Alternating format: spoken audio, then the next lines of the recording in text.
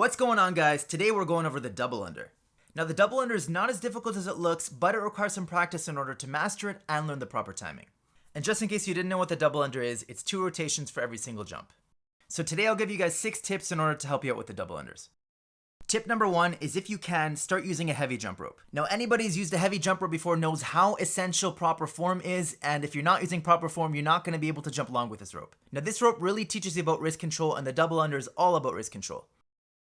Also, once you start using the heavy rope, it's going to feel a lot lighter once you switch back to the speed rope, and it's going to make your double unders a lot easier. Now tip number 2 is to practice fast skipping. Now like I mentioned in tip number 1, that the double under is all about wrist control, so what fast skipping is going to do is it's going to help you with the wrist control and prevent you from using your shoulders and making big circles with your wrists. Tip number 3 is to establish rhythm and proper timing.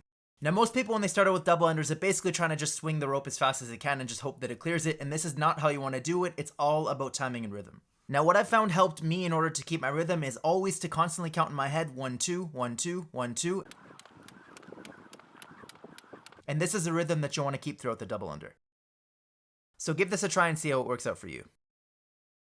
Tip number 4 is to incorporate side swings after every double under you do.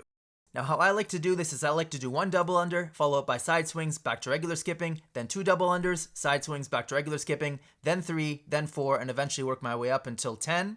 And I found that this is a really good way to help me establish my rhythm. Tip number 5, and one of the most common mistakes for double unders, is do not bend your legs. Now many people make the mistake of bending their legs, and this makes it really difficult to establish a good rhythm. Now what you want to do is one of 2 things. You either want to keep your legs straight, or you can pike them forward.